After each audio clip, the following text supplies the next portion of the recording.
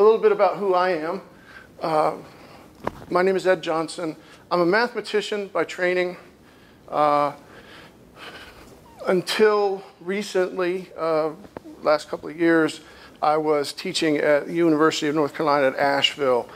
And my disease hit me, DM hit me in December of 14.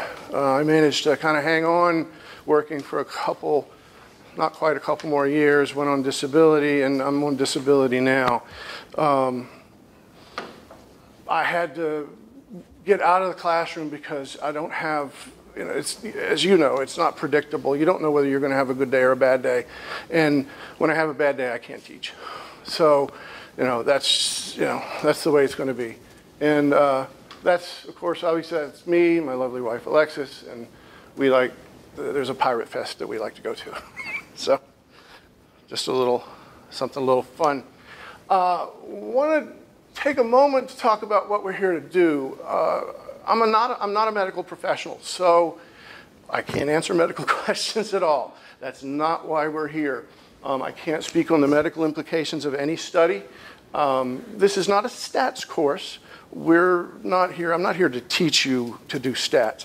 What I want you to do is leave with a couple of mental tools to help you in thinking about studies if you're looking online, or if your doctor hands you something, just to help you understand some of that language and the way that the researchers are thinking about in the studies. And I'll also mention that, don't worry, my voice is going to start decaying through this. Again, the DM. Why am I doing this? Well, I spent most of my career in the classroom teaching freshman and sophomore courses, and I specialized in particular in a course that we called Nature of Mathematics. Really, you could think of it as that course in college that's the math for the liberal arts people. And so I had a lot of contact with students who really were anything from just not really good at math or absolutely terrified of mathematics. And so I'm a big proponent of trying to get everybody to just at least feel a little comfortable with mathematics. And I do want to mention this book. It's a very inspiring book for me, actually, called Innumeracy, written by John Allen Paulos. He's got several books out on this type of subject. And he's the first person who coined this phrase, or this word, innumeracy, and it's akin to mathematical illiteracy. But the thing I want you to, a point I want to make here is that don't think of it as mathematical illiteracy as the definition. You could think of it, it's probably better described as mathematical functional illiteracy, right? So you think about illiteracy, you can't read. Functional literacy, you can't read above a third grade level, right? It's kind of the same thing. If you're innumerate, you can't really do math above basically, a third grade level. Add, subtract, multiply, divide, and that's about it, right? So that's what innumeracy is really about. I'll talk a little bit more about it in a minute. And also from my classroom experiences, I've gotten a lot of feedback from those students who are terrified of math, that they've liked my approach. And so I decided, this is something, it's a way I could give back here, because I've gotten a lot out of these conferences. So we'll start with the real material here. Mathematics is the language of science. Right? Mathematics is through mathematics, it's how scientists talk to each other. It is the way that scientific data is translated. Right? It is the language of all of science. When you think about what science does, science measures, right? That's a mathematical application. Science studies change, right? Change, in mathematics, calculus is the study of change. Science studies probability. That's a whole branch of mathematics right there. How often things happen, right? Rates of things in terms of incidence rates, right? Disease rates, et cetera, right? Science requires no ambiguity. You don't want, to ask a question about a drug and the answer be, maybe. And you don't want that, right? No ambiguity. And science requires precision, right? All of these things, mathematics helps with a great deal, right? But that's one of the things we have to keep in mind when we're interpreting scientific work. These are the things that the people writing that paper think about. This is the way they think, right? So when you look at the language of some research study or some experiment, you have to understand that many of the words in them have very particular definitions within that context, right? And this is going to be a recurring theme that I'm going to give you lots of examples of in just a few minutes, right? So I want to touch back on this whole innumeracy text again for a second. As I mentioned, Paulos was the first first mathematician to coin this phrase, innumeracy. Let me give you the actual definition of it. It is, Paulos's definition is, you suffer from innumeracy if you are uncomfortable with the fundamental notions of number and chance, right? The fundamental notions of number and chance. Notice chance is in there, probability specifically. Probability is actually pretty non-intuitive. Probability calculations do some very strange things. We'll see a little bit of example of that. So that is it's very common that most people really don't have a good understanding of how probability works. So as I said, Paulos gave it a name. He also gives in the text some basic examples, some possible remedies, what you can do yourself to help yourself if you think that you have a deficit in some area. So I recommend it as a book. It's a great little book. One of the things that he points out specifically, and I want to address this now, is another symptom of innumeracy is anecdotal thinking. Right? So hearing about one instance of a thing happening and then interpreting that as a trend, right? And you have probably all been exposed to this. I know I have, where you have, say, a new friend or an acquaintance, or maybe it's an old friend who finds out that you have an illness. You're talking and you say, well, I have an autoimmune disorder. It's kind of like having rheumatoid arthritis. You don't want to get into the details. And very often, the first thing that they say is, well, my Aunt Tootie has the rheumatoid arthritis, and she started juicing, and she just got better. Thank you for that information. That's anecdotal thinking, right? There's this one thing that happened, and that's a cure for everybody, right? That's another example of innumeracy. I'll also mention Robert Moses. This is Robert Moses, the civil rights leader.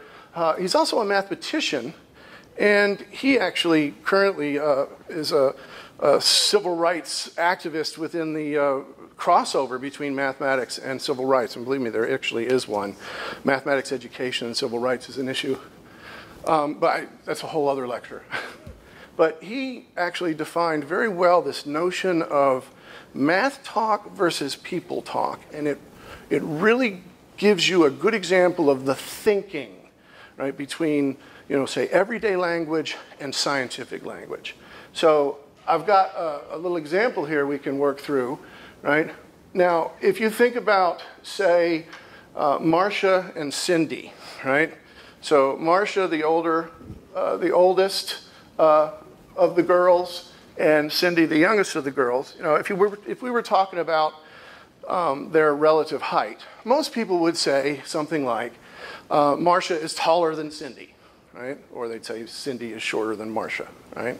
Marcia is taller than Cindy. That's people talk, right? The way we use language in our everyday world, in our conversations, is we talk about the person, the thing, right? The object, right? In mathematics, in science, we're actually less interested in the thing, the person, whatever. We are interested in its attributes, right? So the mathematician or the scientist would say, not Marcia is taller than Cindy. The mathematician would say, Marcia's height is larger than Cindy's, okay? Notice the emphasis there is actually on the attribute, not the person, right?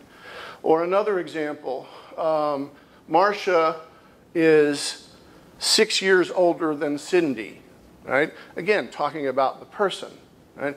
But if we talk about the attribute, then we would say Marcia's age is Cindy's age plus 6 years, right? And that's what I've got right here. The age of Marcia is equal to the age of Cindy plus 6, right? That's the way a mathematician or a scientist thinks about age between two things, right? So there's a difference, there's a whole difference in thinking.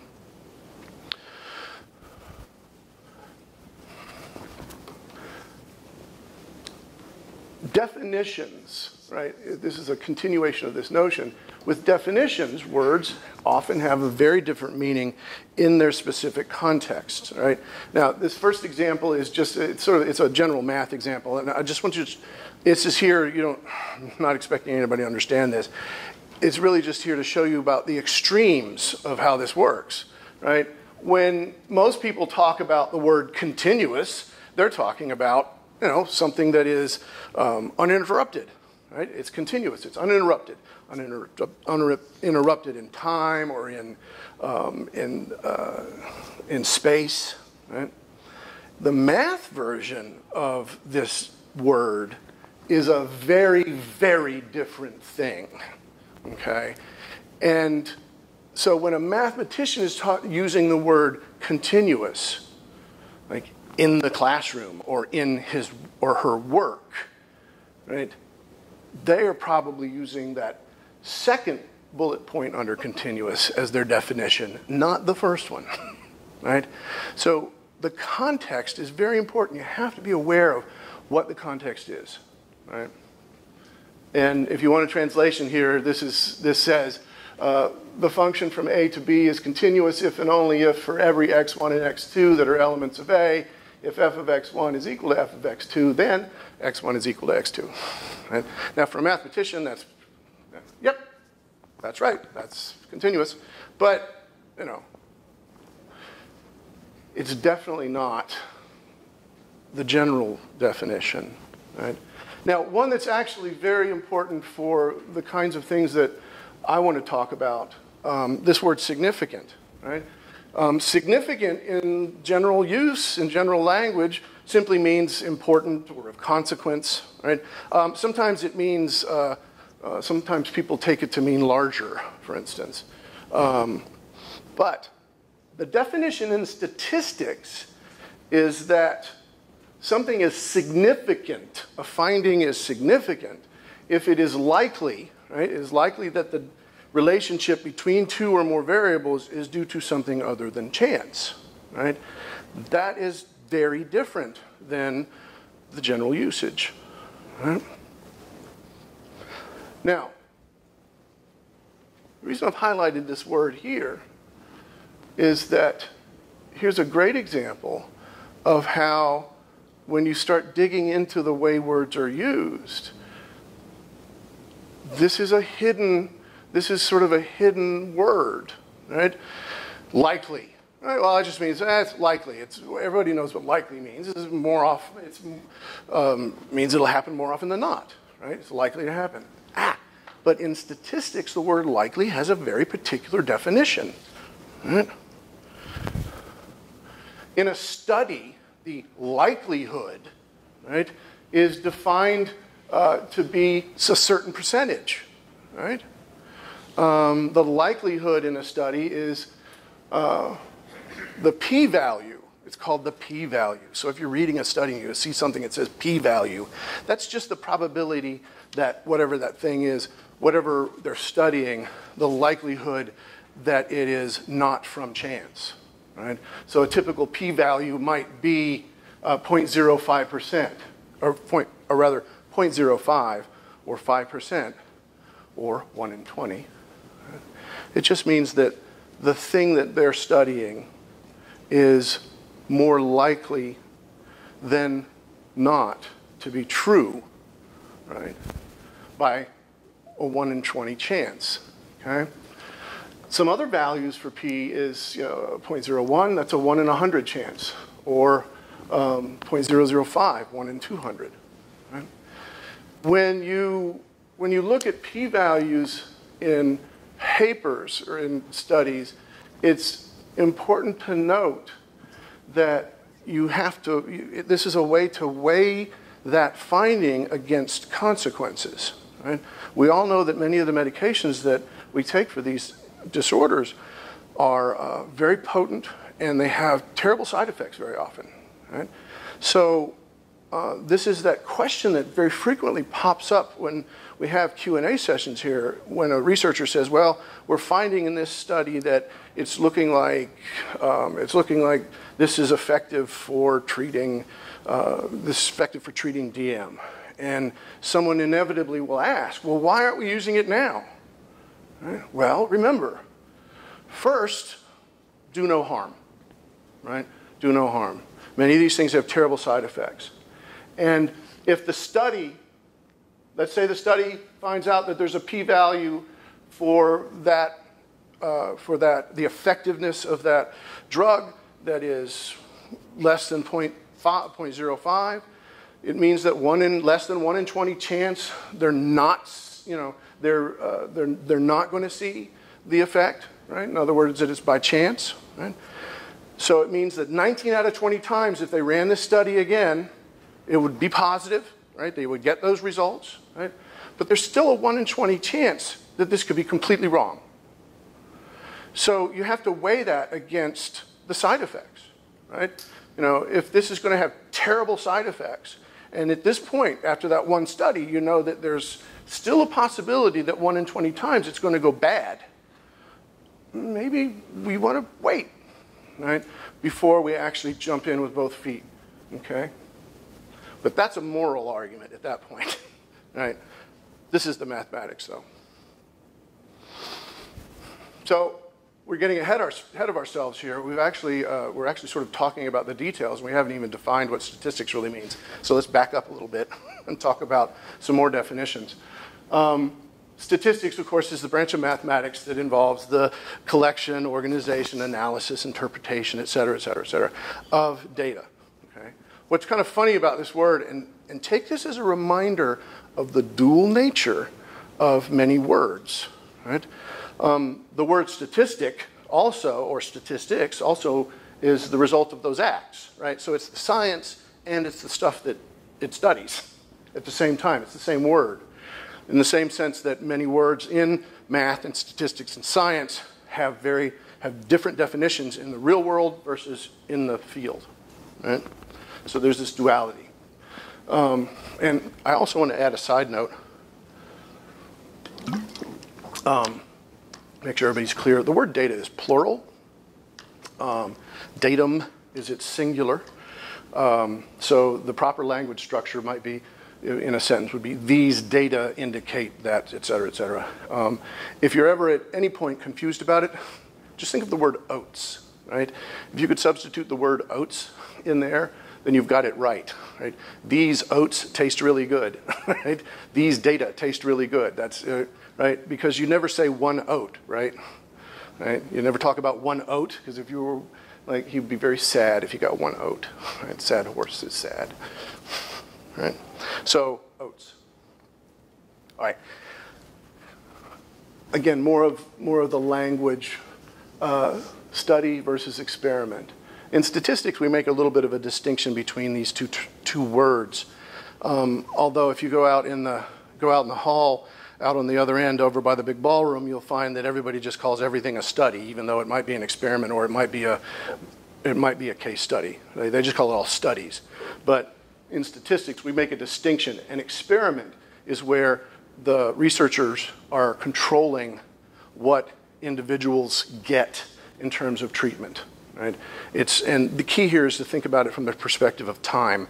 In an experiment, it's everything is beforehand. The plan is made beforehand and executed. In a study, in a case control study, things happen and then we study them afterwards, right? So a case control study is, a questionnaire, for instance, right? It's about the timing, right? But in each case, there is an attempt made to create an experimental group, a group that has the experimental substance or activity, and then the control group that doesn't.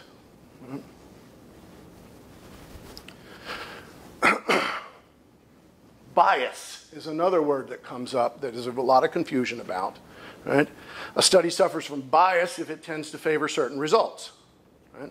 A study suffers from bias if it tends to favor certain results.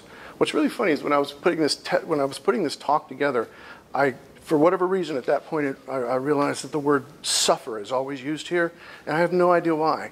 Right? Like the study is actually sad that it has a bias. Right?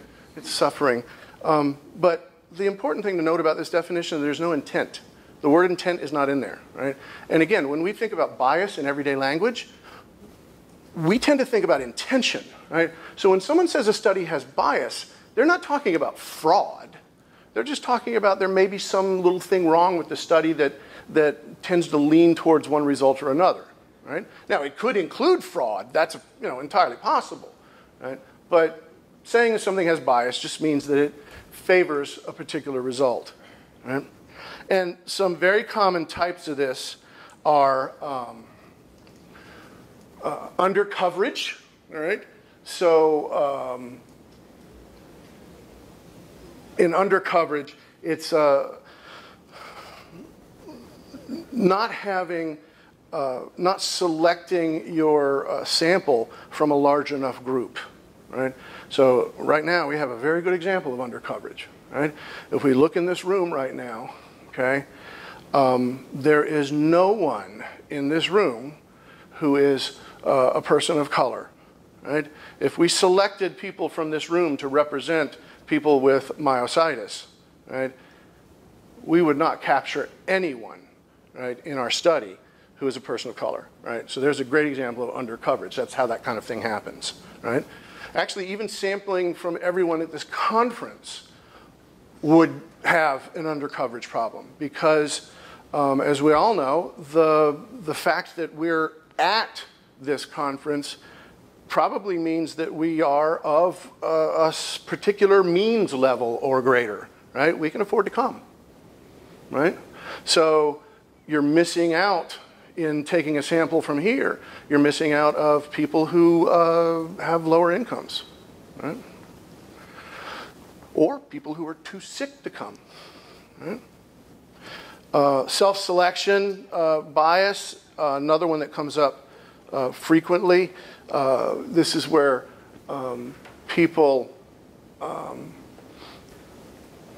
individuals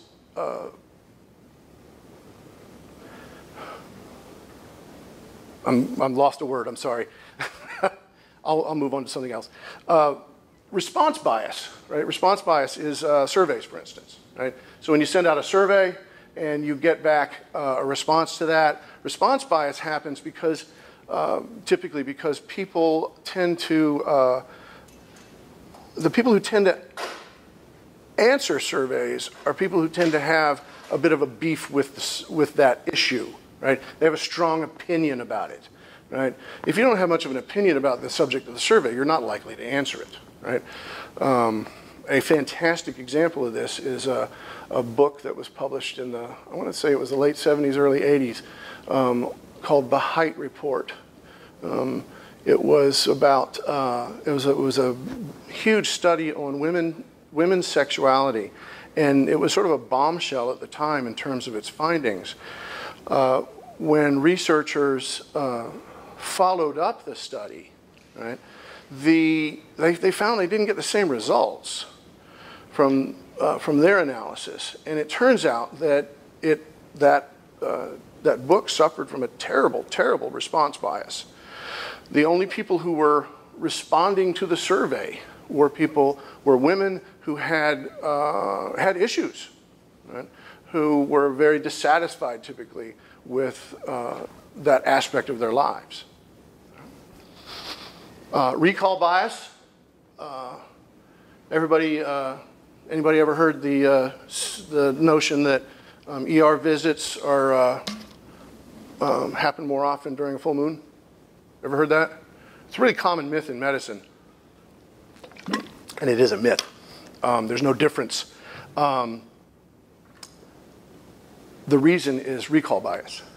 What happens is when you're walking out of the ER after a bad shift, you look up and you don't see you look up at the night sky and you don't see a full moon. You don't remember that, right? But when you walk out of the ER and you've had a bad day and you look up and there's a full moon up there, you go, aha, that's why. And you remember that more later, right? That's recall bias. I'll skip the rest. These are just some examples, and there's lots more, right? One other good example is this thing called Bergson's paradox. Again, I won't go into the details of this one, but what Bergson's paradox tells us is that when we look at groups of people that, say, are in a hospital setting, or we've limited a population down to looking at people with a particular disease, what happens is sometimes we can find relationships between conditions, say DM and appendicitis, for instance, right? We can see the appearance of a relationship between them when there's not really one, right? The data looks like it looks like if you have DM, you've got a higher incidence of appendicitis, right? That's not necessarily true, I'm just making that up. But what is happening here is it's an issue of crossover between the diseases and percentages in how we make the calculations. Because we've narrowed the population down to looking at just people with DM, right? We've changed the way the percentage is calculated, right? And so researchers have to look out for this. And I'll show you an example of what that looks like at the very end, right? Population. Again, another word, right, that means something different to mathematicians than it does to normal people in normal conversation. When we say population, we talk about a group of people, right? But for a mathematician, it's the item or it's the event that's of interest, the thing you want to study. It doesn't matter what it is, that's the population, right? A sample, right? This is one that people get wrong a lot. I found this with my students a lot. A sample is a subset of a population, period. End of sentence, okay? Notice I didn't say random, okay? Notice I didn't say anything else. It's just a subset, right? This room is a sample of people with myositis, right? It's not a very good sample, okay? But it is a sample, right? A representative sample, this is a different word. A representative sample is one whose sample statistics, its measurements, right, match the population parameters, the measurements of the broader population, right? That's a representative sample, right? Again, this word random isn't in there, right? Representative just means that the sample itself looks like the regular population, right? So what then is a random sample? Right? A random sample is a sample where each of the individuals in that sample has an equal chance of being chosen, right, from the population. Right? It is the least biased way in general, that you can collect a sample. Right? It is really hard to do. Right? Think about all the people, let's say just in the United States, right? We'll limit it to the United States. Think about all the people who have myositis. Now, think about how would you make sure that if you were doing a study on myositis, how would you ensure that every one of those people had an equal chance of being included in your study? I mean, honestly, I can't come up with a way. Right? There's no way to do it. Right? You have to use other ways. So this notion of random sampling is actually not very common, right? Particularly when you're talking about people, it's almost impossible to do. There's also a misconception about randomness in general I want to address. See these two fields of dots here? One of them is a random field of dots. Right? Which one is the random field of dots? It's not the one on the right.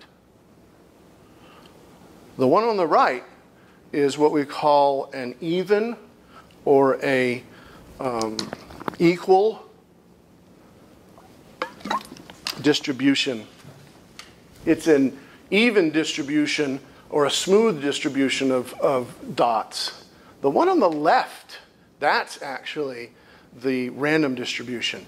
An important thing to note about randomness, randomness has streaks in it. Right? Roll a die, right? Take a die and roll it. Right? You know, it comes up head, or it comes, some coins. Roll a die, it comes up 6, sometimes it comes up 5, sometimes. And in general, what will happen over time is that they all come out, all the numbers come out about evenly, right, over time. You get just as many 6s as you get 1s over time. But if you roll a die enough, all right, you'll get, I don't know, 10 6s in a row. That's going to happen, right? It's going to take you a lot of rolls to get there, potentially. Could happen actually in the first 10 rolls. Streaks happen in data, all right? So what we see here is a two-dimensional version of that. You've got clumps, right? The clumps in here are the streaks, right?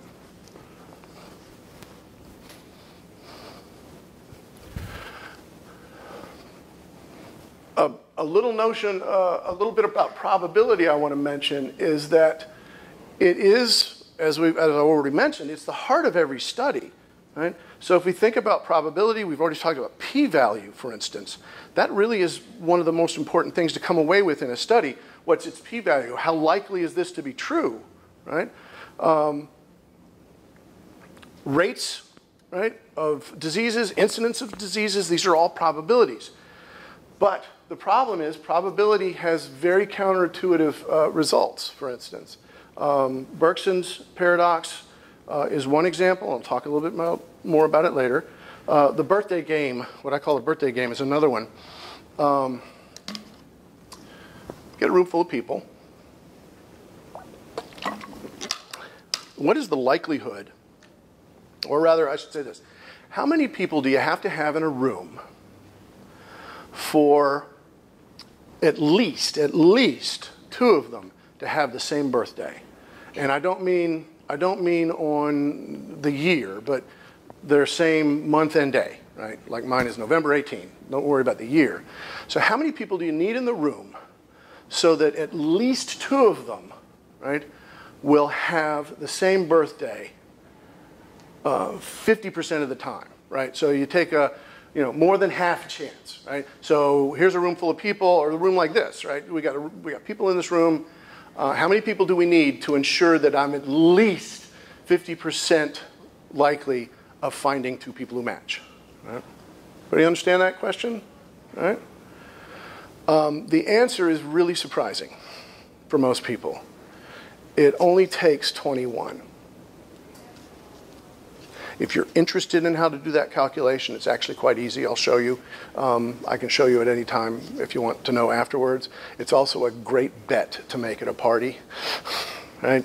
Because if you know there's more than 21 people in the room, then if if you always have more than 21 people in the room, you're more likely than not to win that bet. Right? You're going to lose some, right? But if you've got, say, 30 people in the room, you've actually got closer to a 70% chance that you've got a match on the birthdays. And that's a really surprising result. Probability is odd. It's very strange sometimes, right? So a little bit of familiarity with the way probability works is very helpful. And that, again, that book of Paulos helps out with some of that.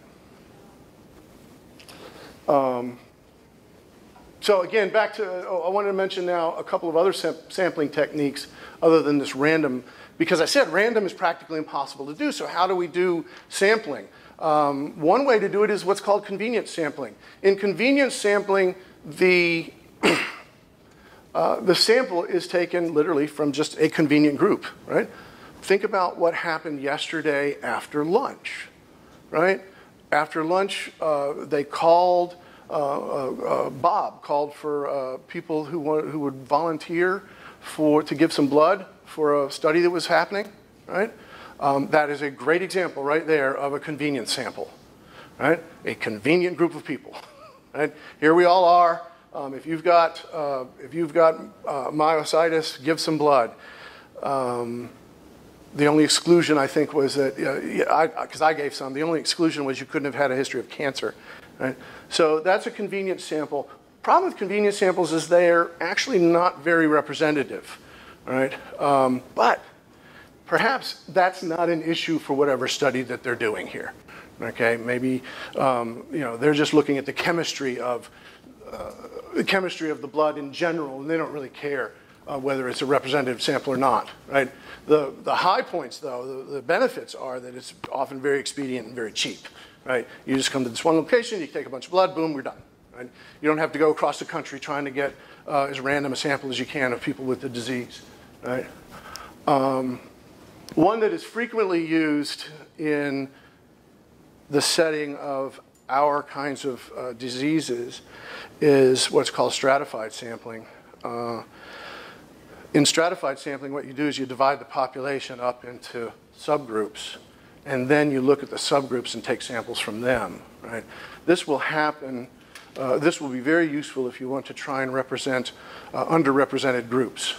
Again, think about this conference, right? A great example exists here.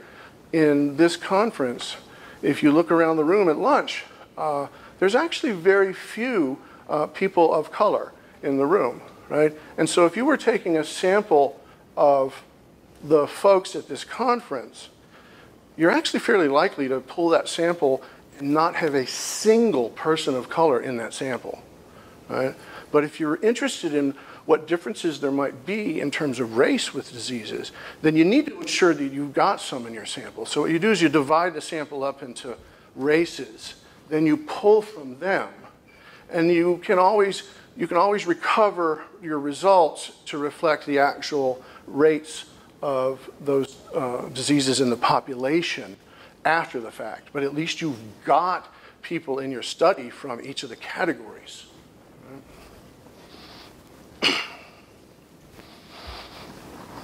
Some other words that we see in studies, measures, what we call measures of central tendency. In everyday language, we have this word average that we use.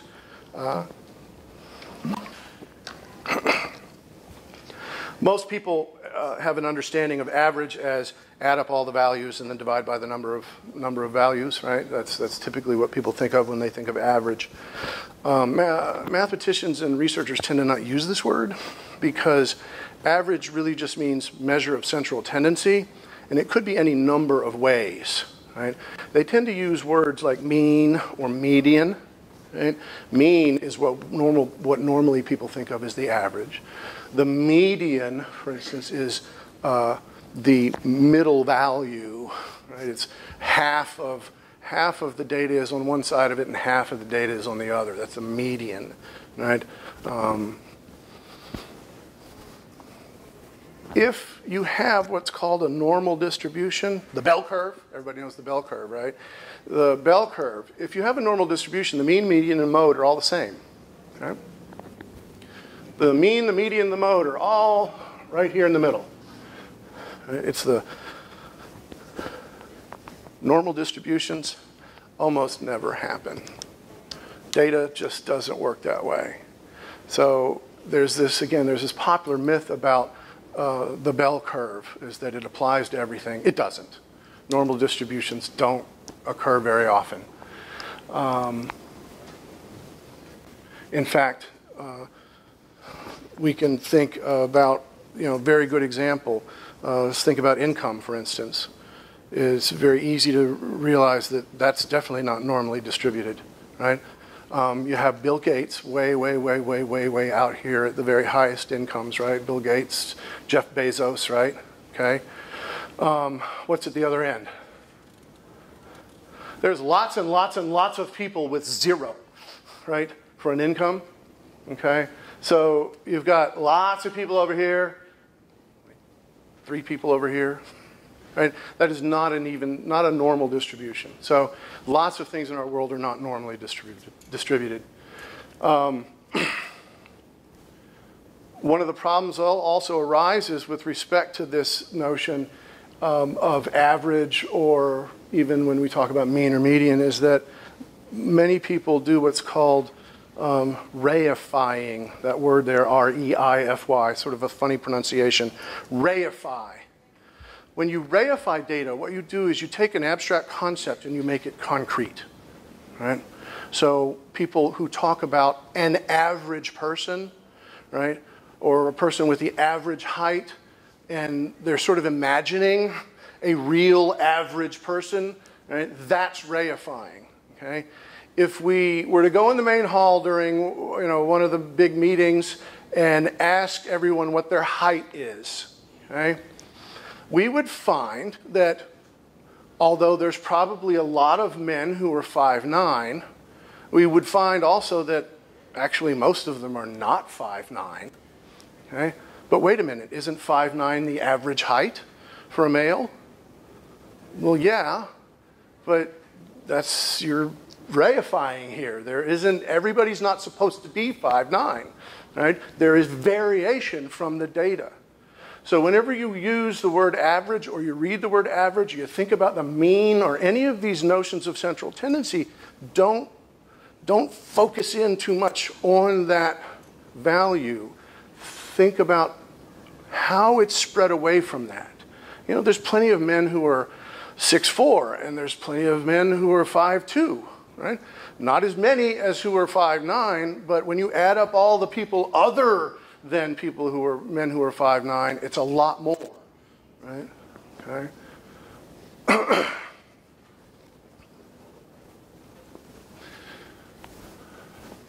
There is also a lot of confusion on what this word means. Placebo. In an experiment, when the researcher is trying to do a control experiment, you will have an experimental group who will receive the experimental treatment, whatever it is, and then you will have another group, the control group, that will receive placebo. Right? Placebo does not mean sugar pill. Right? You got to dump that notion. That's just bad. Okay? It's an example that you might have been taught when you were in, I don't know, maybe a freshman in high school or something. Right? But you've just got to dump that. It's a bad idea. Right? It's not a sugar pill. It's simply the absence of the experimental treatment. Right? And if you think a little bit about this, you really already know this. Right? When you go out and you talk to those folks out there in the lobby who want to do research studies, right? They tell you, oh, okay, well you'll stay on your IVIG and your prednisone if you're on it, but we want to test this other, we want to test the effectiveness of Immunolab or whatever it is, right? Where's the sugar pill? Right? What's going to happen is you're not going to get people who just get Immunolab and then everybody else gets nothing, right? That's silly, right? You're going to have people who get the new drug, and then everybody else gets, the control group gets the regular treatment, okay?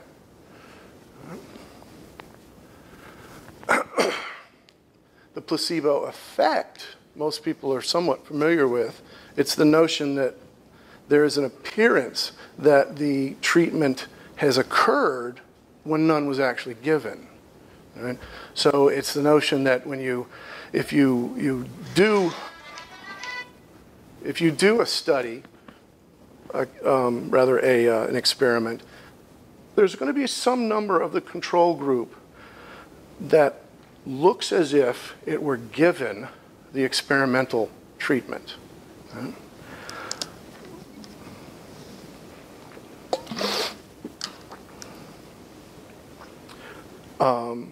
It turns out that there's a lot about this area that we're just learning now. Within the last couple of decades, placebo research has actually become a big deal. For instance, I'll give you, for instance here, I point out blue pills versus green pills, right?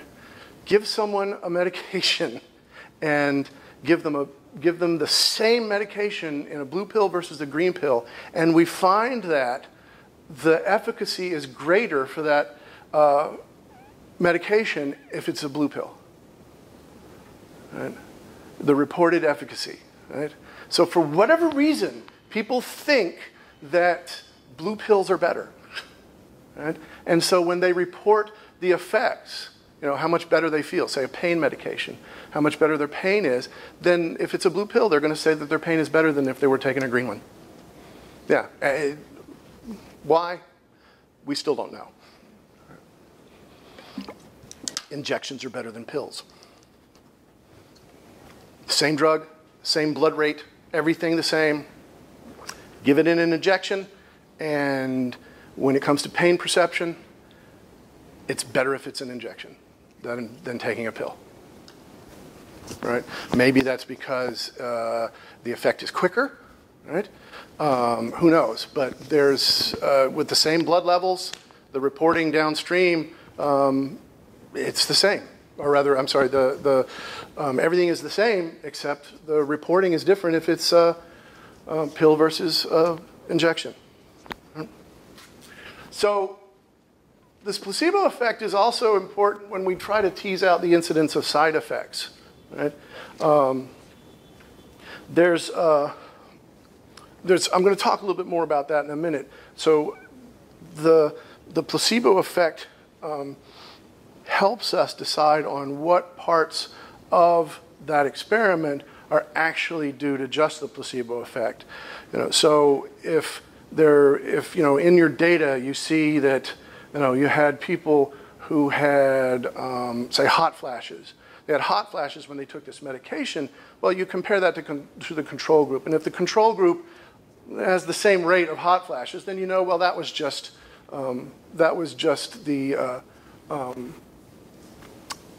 I'm sorry, that was just the that was just the normal incidence of that in the population.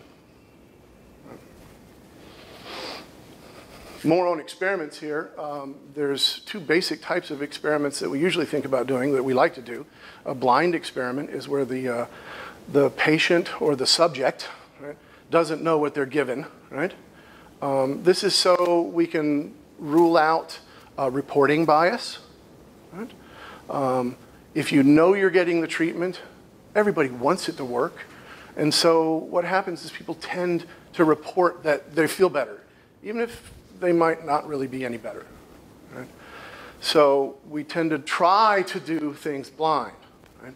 Which is that the subject is not aware of it. Double blind, right? The researcher doesn't even know. This is particularly easy if you're, say, giving some medication. Right? You really can substitute in a sugar pill for some of them, or just a saline injection for some of them, and the researcher, things are all mixed up, and the researcher themselves doesn't even know who got the right result. This is so we don't get observer bias, right? Because researchers want their work to be successful, and so they might end up unintentionally putting bias into their work. Right? Sometimes it's not possible to do either one of these. Right? Think about, let's say, I don't know, the effectiveness of massage. on treating whatever it is, doesn't matter. How would you do a double-blind study for that?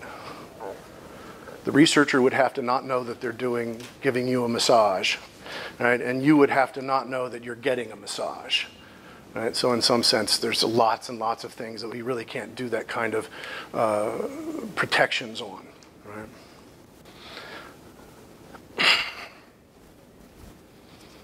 You hear about these things all the time. What's your risk of getting some side effect? A quick note on risk assessments. Risk is usually expressed as a probability, right? But there's lots of ways to express probabilities. Ratios are one way to express a probability. 1 in 100,000, for instance, right? Percentages are a way to express probabilities, right? We might say 1%, or in this case, 0.0001%. That's the same as the 1 in 100,000, okay? Or as a decimal, 0.00001, right? This is the reason why in studies or in research and publications, we tend to talk about risk and express it in this ratio forms like this. 1 in 100,000. 1 out of every 100,000 people is going to have this effect, right? Because I'll admit myself, even just looking at that number, I have to stop and think a second about what that number means. You know, that's 1 in the what? You know, so we tend to just sort of not express it in terms of as a percentage and just make it just the ratio, right? But those are all the same. Okay?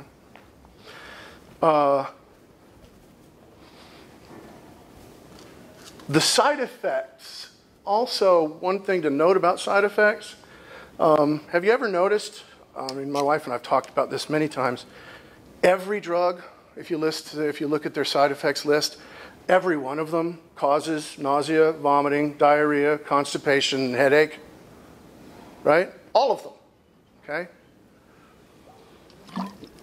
This is probably an example of this Bergson's paradox problem, right? Because we're looking at a group just of people who have the disease, right? Let's face it, we all already feel like crap, okay? Right? So we're much more likely to report having one of these problems anyway, right? And sometimes in the calculations, this can be a side effect of the calculation, right? It ends up including these things as side effects, even though they really aren't, right? A couple of quick examples, right? Yep, and this is, I can show this very quickly. Whoops. It's right here. Okay. All right, you can't read this, I guess, but it's, well, if we look in here, here we go.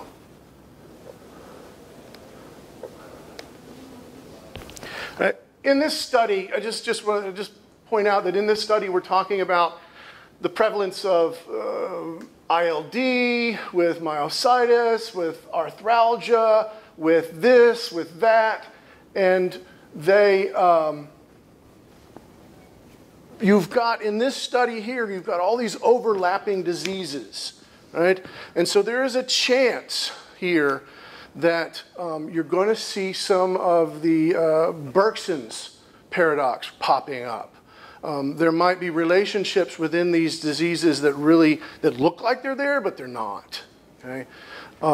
So this is very often the case when research is done on sort of our family of diseases. Here, this one in particular, I wanted to make sure everybody saw. Here, oh, no, there we go. Blow it up from there. There we go. All right, so I'll read this out. Several uncontrolled studies have encouraged the use of rituximab in patients with myositis. Unfortunately, the first placebo phase trial to assess the effectiveness of rituximab in refractory myositis did not show a significant difference. Right? Significant difference, what does that mean? Right? Doesn't mean big, right? It did not show a difference that fell within the parameters we wanted. It didn't show a difference that was 95% possible, right? That's what that word means, right? There might have been a difference. Maybe it was 85% of the time they could guarantee that it was true, right? But they couldn't guarantee 95. That's the standard, right? Doubts have been expressed about the study design, right? He goes on to say, the following items were assessed in this study, right? Inflammatory myopathies or antisynthetase syndrome or polymyositis or dermatomyositis and rituximab. Overlap, overlap, overlap, right? Okay? Lots of overlap potentially with these things, right? With various conditions, right? A total of 48 studies were included, so this is what's called a meta-study. It's a study of studies, right? We found that the rate of rituximab of response to rituximab of 78.3% can play a role in the management of patients with myositis, at least in those with positive myositis-specific exam antibodies. Right here, this language here is them saying, the researchers saying, we understand that there's a possibility here for a little bit of that paradox to occur, right? So at least within the group we're looking at, these are the results. This may not be more broadly applicable, right? So in summary, since I'm out of time now, in summary, what I want to do is just say,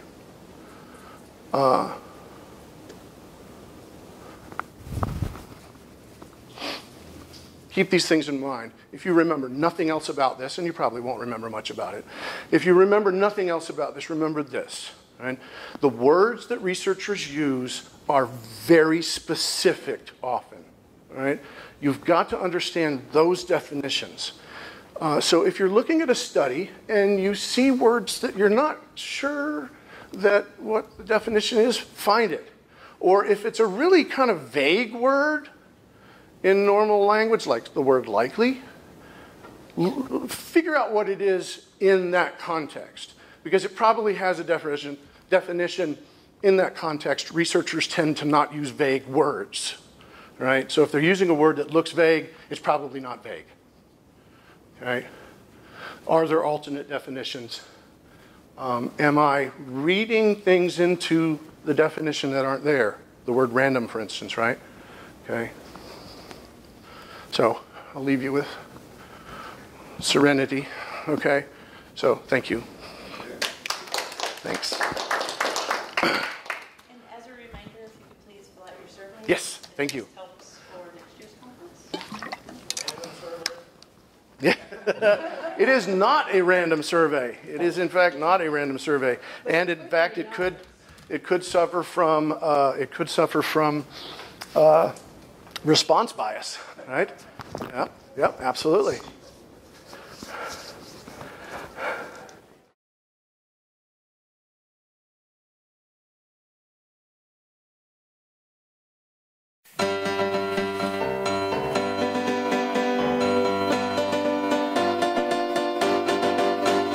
Hooray for the group TMA. It's the Myositis Association,